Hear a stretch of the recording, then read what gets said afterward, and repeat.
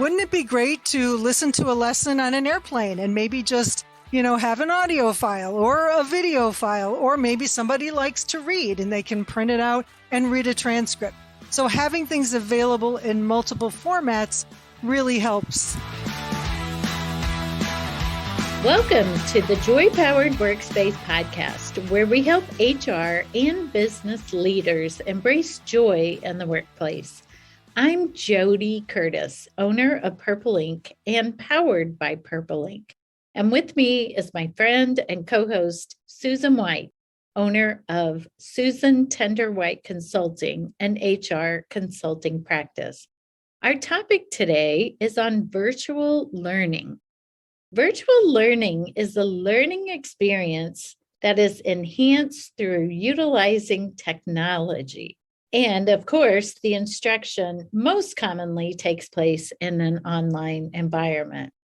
In the past 2 years, I've led probably about 90% of the training I offer on a virtual platform. So I'm always looking for ideas on how to make it more engaging and interactive.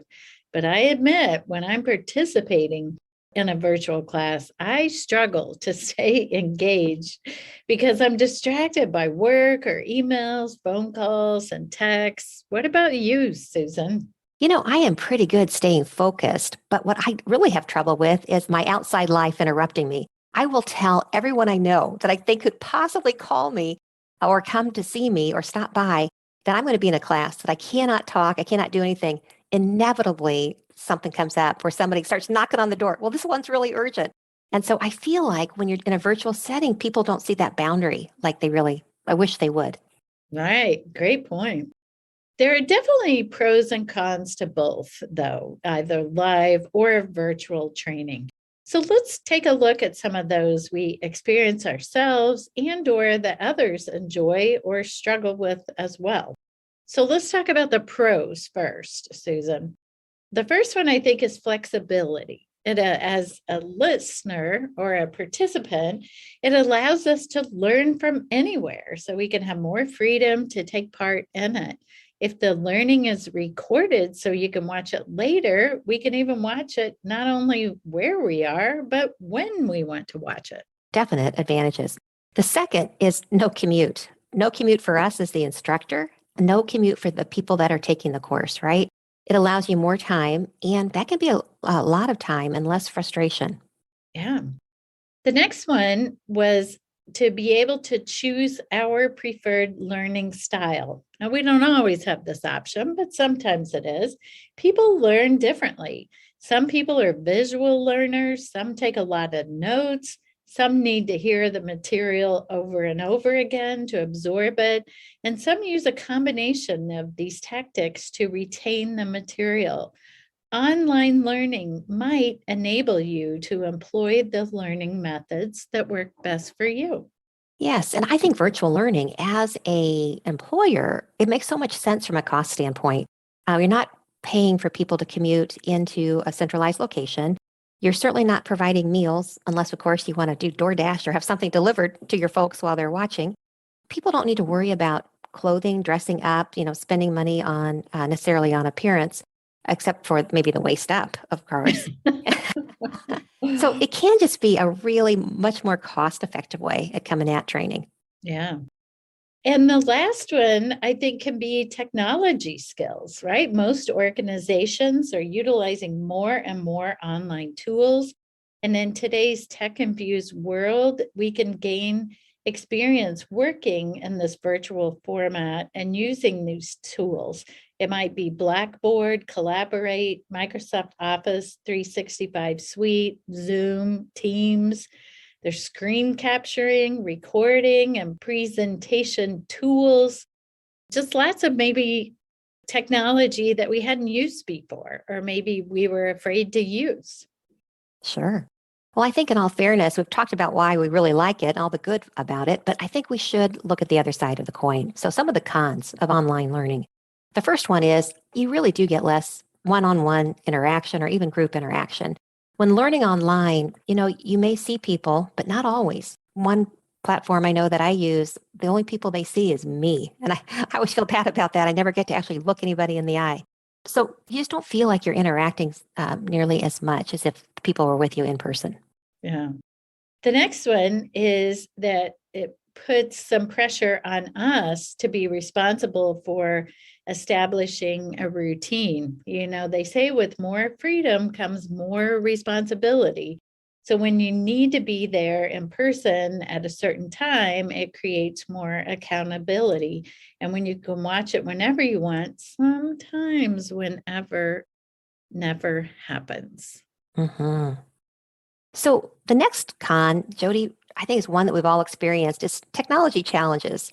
And the fact is, you're introducing a lot of variables that may go awry when you're doing a virtual class. Headphones, maybe yours might stop working. Some of your participants may not have quality headphones. They may be struggling to hear you. Wi-Fi might go in, might go out.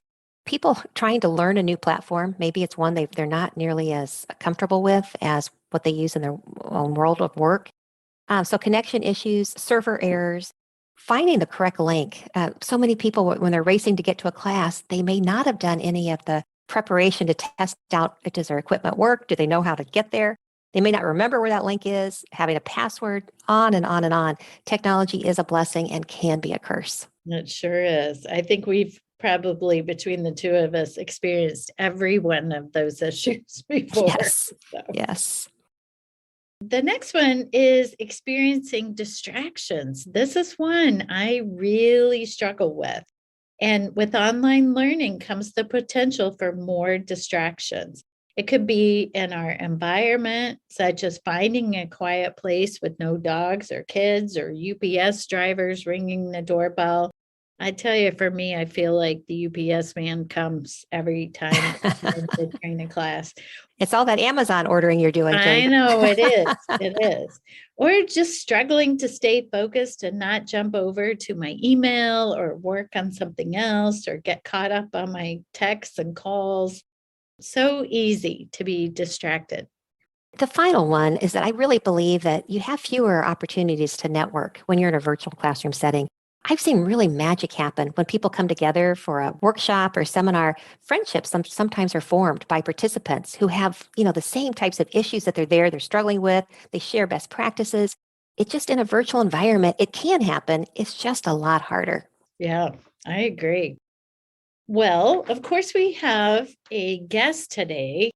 Diane Kubal has experience in creating training into engaging digital experiences to help alleviate those cons and increase the pros. Diane is the founder of Fulcrum Network. She helps clients convert their training into engaging digital experiences.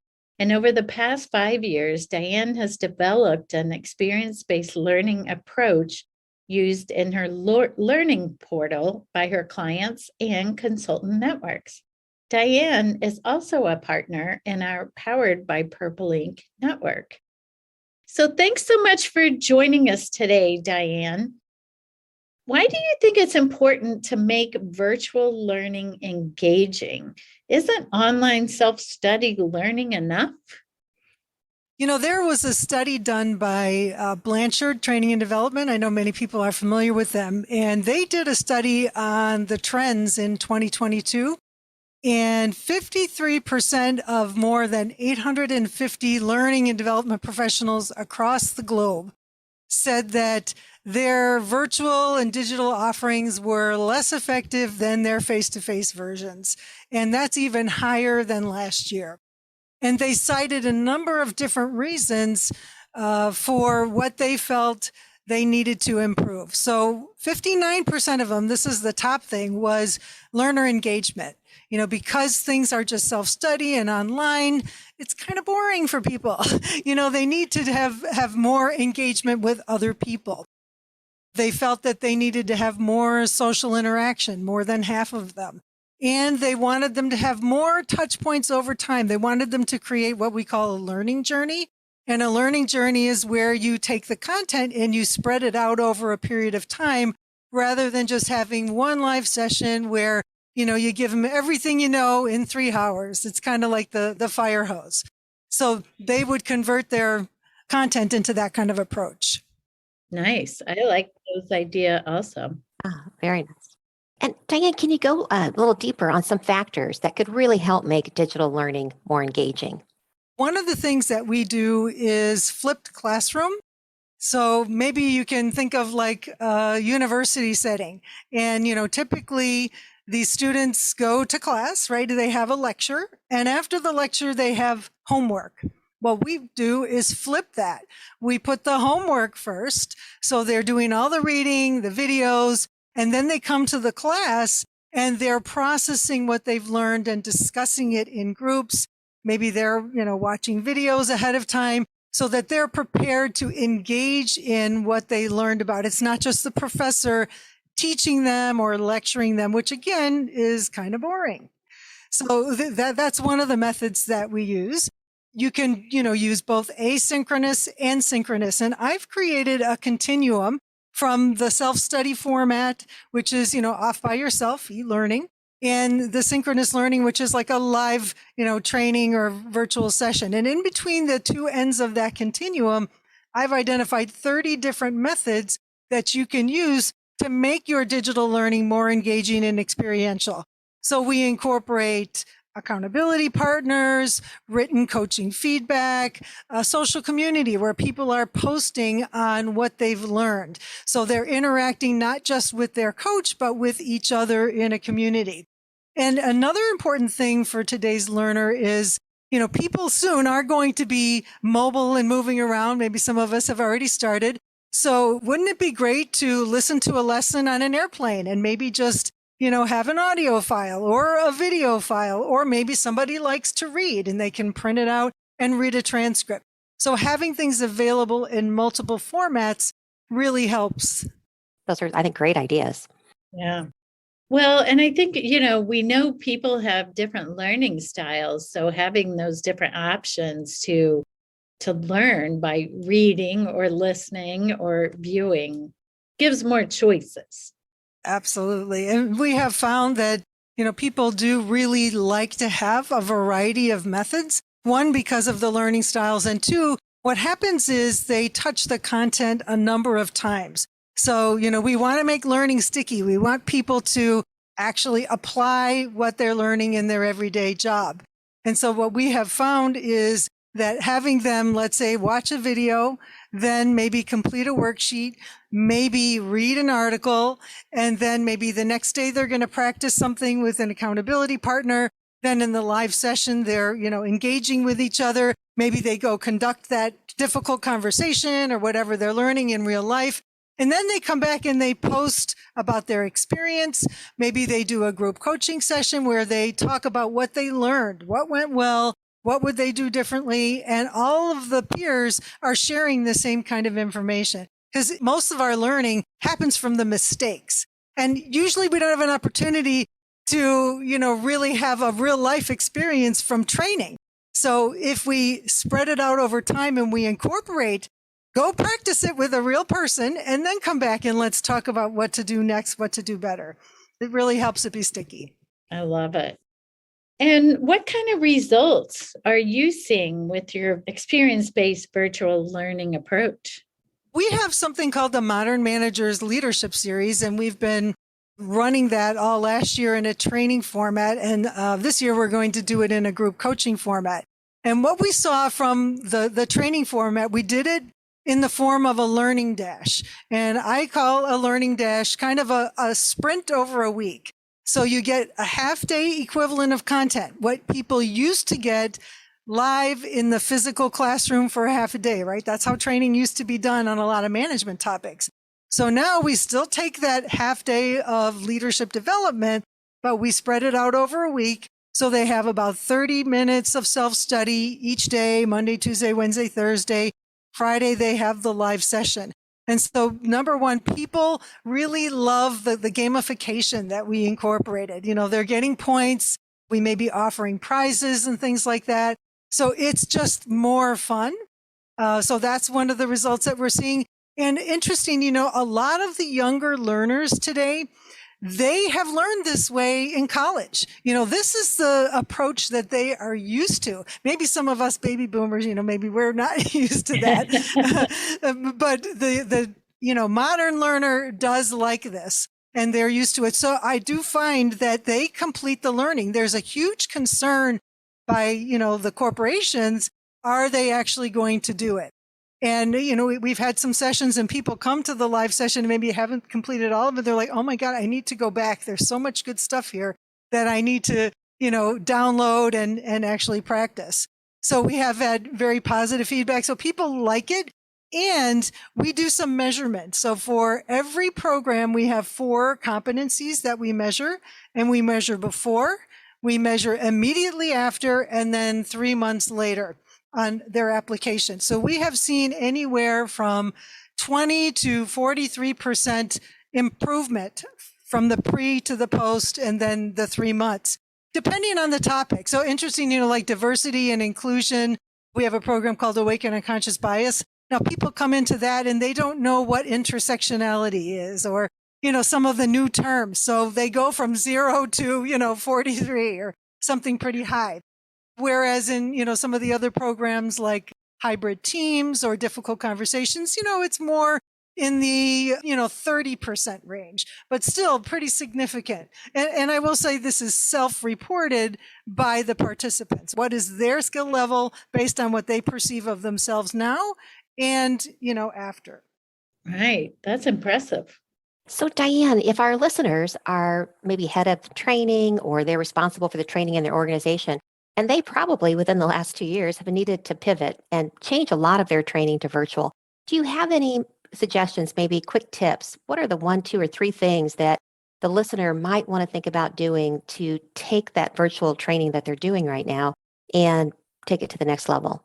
Yeah, that's a great question. And I think lots of organizations are considering what can they do. So number 1, I think, is make it a learning journey.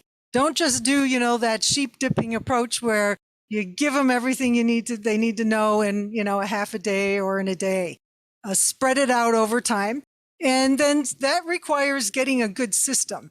Many people have, like the typical learning management systems that only will upload like videos and documents. There's no way for interaction between people. The more sophisticated ones, the learning experience platforms do that. So I would definitely suggest that they consider some kind of approach like that. When I first started this, I actually did it without a system. And you can.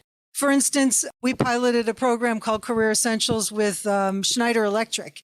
And it was with 25 early career high potentials across North America. And they had a system called Yammer, which was like their internal social media. And so we posted all of the videos and all of the homework assignments there, and we sent them emails with their little assessment links. And, it was kind of a lot of pieces. It worked and they loved it because it was engaging. Many people, might try to use Microsoft Teams. I wouldn't recommend that, but Microsoft Teams can do it. But if you get a good system, it makes everything very easy for the learner. And I would say if you're an internal person, the focus should be on making it easy for the learner, not easy for the training department. And so, you have to create a lot of training assets to do it in the, form that I do. Sometimes I look through my files if we're going to update, and I have like hundreds of documents because everything is broken down into micro learning. When you are spreading it out over time, you don't just give them a workbook of the 50 pages. You give them one little exercise at a time. And it makes it easy to digest. It makes it easy to process and to remember. Yeah. Have you ever had a program or thought about building a program that you didn't think would work online? There's a consultant that I've recently worked with. She has a program called 10X Your Expertise, and it's actually for consultants. And it's a consulting process to identify what do you want to be known for, aligning your, expertise with what you want to be known for. And I wasn't sure exactly how that was going to work. And it's worked out beautifully. Another one I forgot to mention, we have a program called Team Essentials. This is an intervention. It's designed for an intact team. So it's based on a team assessment. and the entire Intact team, anywhere from 8 to 25 people, take the assessment, and they review the assessment results. They comment on it. So, normally with a team development process, the consultant will interview each person on the team and gather data. So rather than having to talk to them, all of this feedback is gathered from each participant with a confidential written coaching feedback that's done inside our platform. And then there are live sessions that are based on the content that has been collected as well as the survey results. So there's, a number of things that are measured. And then the coach will go back to the client and say, all right, here's, what I observed. Here's the 3 things I think we should focus on. Let's do this in our 90-minute meeting. So it's actually like a 4 to 5 month process. So it incorporates leader coaching. It incorporates learning about team development and the infrastructure of the team, and it incorporates consulting. So it's truly an intervention that's very sophisticated. And I've showed it to a few people. We're actually right now proposing to pilot this. So we haven't conducted it using the platform. It's been done lots of times with clients, the old fashioned way, right? Just phone calls and live in-person sessions. So we're pretty excited about that one. Nice. That sounds great. So Diane, how could our listeners reach out to you if they wanted to hear more about ideas of how to really make their virtual teaching much more engaging, or if they're interested in talking to you about your services? I actually have a program called Transformed Learning. So what we do is we take the content of a client or a consultant and we convert it into this format. So they actually learn how to do it. If they take a half day of content, they can convert it and then they'll know how to do it. If they're an instructional designer, trainer, consultant, they'll get it after they do it one time. So you can go to fulcrumnetwork.com. That's one place. Also, there's fulcrumnetwork.com/transformed learning. So you can go directly to that page if you're interested in that. And it's for whether you're internal or an external person. Great. Well, we'll put links to those sites on our show notes. By the way, there are also some free infographics there. So how learning impacts memory is one of them. And I can't remember what the other one is right now. Oh, it's content-based versus action-based learning. So that's that experience-based virtual learning approach that, I've created. So those are 2 free infographics they can download. Nice. And, Diane, we are the Joy Powered Workspace podcast. So we always like to think about helping people find joy in their work. What advice would you have for our listeners on creating more joy in their work? Yeah, I love that question. That's awesome that you do that because so many people are not joyful right now. Right. Yeah, so that's important. So what I find is that when I am clear about my natural gifts and talents, I know what I do well, and I am able to align them with my work, my projects, that is kind of a formula for being engaged, being happy, being joyful at work. And if you can find things that really help the organization and your immediate boss, they're going to love you. We just recently went through a program and one of the participants said, yeah, I really want to do more of, this particular thing. And the boss said, oh my God, thank you, because I hate that. So I am going to have a lot more of that coming your way. And they were both so happy. Some people, I feel like it's a little bit of a risk to say that to their boss, right? But yeah, sometimes it can really work out to everybody's benefit. I love it. Well, thank you so much for joining us today. Well, thanks for having me. This was a lot of fun. Thank you. JoDee, that was interesting. I think I have myself struggled. How do you make virtual learning really more engaging? And I love some of her ideas about putting it to bite-sized pieces, giving people small little assignments to do, maybe in between sessions or prior to the lecture. I just think those are really good things I want to try to incorporate. Yes, me too. I think shorter is better when you're online or when you're not live, at least. Even actually, it sort of makes me rethink some of our live training, wondering if that could be cut up too. I know sometimes when organizations have people come in town to get together, then it's hard to break that up if the facilitator or trainers, not in the same place. But Even an all-day live meeting can be long as well, too. It sure can. I was just teaching a class this week, and on the second day, about 3 o'clock, and we had about 2 more hours left. I decided we all need coffee. I mean, this is the time we're going to need to get somebody, get ourselves charged up some way, shape, or form. So I do think shorter is better. Yes, I do too. I just taught a 3.5-hour session this morning online. And I have more frequent but shorter breaks. And I try to use breakout rooms a lot so that they can engage with each other. I try to incorporate videos, anything that is not just me talking to them. I have some of that too, but I try to break it up in different formats. Smart. JoDee, today's listener question actually comes from a friend of yours. She was wondering how important it is for American workers in the future to be bilingual. So I see this trend growing and I hear more people talk about it, but honestly, I had no idea about the answer to this question.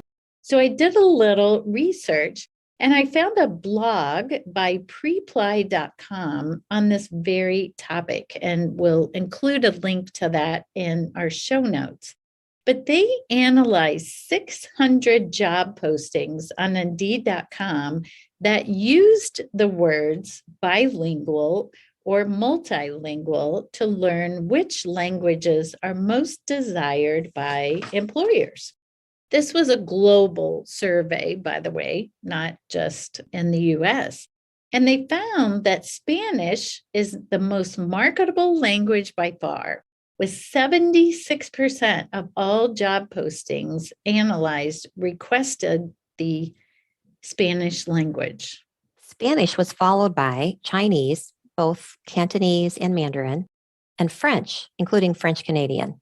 The jobs that most often require a second language include customer service representatives, call center representatives, or, a bit obvious, an interpreter. And that does make sense. The industries that most often request a second language are, number 1, pharmaceutical or medical related. Number 2, finance. Number 3, sales. Number 4, education. And number 5, technology. And the majority of jobs that prefer or require a second language were remote. Very interesting. So in the news section today, okay, well, you might not want to know about this in the news topic, but admittedly, a few of these might apply to me, although I'm not going to tell you which ones. And I found it fascinating. In a nationwide survey at craftjack.com on personal hygiene habits and workspace cleanliness, they found that most remote workers are seriously lagging behind in-office standards, and they're getting worse. Uh-oh. Some of the highlights included that 60% of the remote workers survey admitted to working from the toilet at least once a week. I am so grossed out. 2 out of 3 attended virtual meetings without brushing their teeth. Eeks. 88% are working in their pajamas. 84% worked barefoot. And I'm really scared about this last one. 16% have worked naked. Let's just say that one doesn't apply to me. No, and I'm going to tell all our listeners, JoDee and I can see each other because as we're recording this, we're doing it via Zoom. We both are fully dressed, just for the record. And I brush my teeth too. Yes. Beyond that, in the 24 months of remote work, people admit to wearing less makeup, 92%. Okay, I'm with that group. Yeah, me too. Washing their hair less frequently. I'm in that one too, along with 52% of the other surveyed people. And the final one, which I got to tell you, I am not in this group, is 34% say they're washing their hands less often after going to the bathroom. Yuck, I'm glad I'm not in an office with you. I know. And I found that interesting with all the conversation we've had about washing our hands too. Right. Let's just say be careful out there. Fair enough. Please tune in next time and make it a joy-powered day. Thank you. If you would like SHRM recertification credit for listening to this podcast, please visit getjoypowered.com/SHRM. You'll find an evaluation of the podcast, and once you complete the evaluation, you will see the SHRM recertification credit code and a link to a proof of participation certificate. Again, that's getjoypowered.com/SHRM. Thank you for listening, and thanks for your dedication to the HR profession. Thank you for listening. If you liked the show, please tell your friends about it and let us know what you think by rating and reviewing us on Apple Podcasts. You can learn more about Joy Powered at getjoypowered.com. Check out the Joy Powered shop, where you can order our books, journals, and other items that power our joy at getjoypowered.com/shop. We're at Joy Powered on Facebook, LinkedIn, Instagram, and Twitter, and you can email us at joypowered@gmail.com. We hope you tune in next time. Make it a joy-powered day.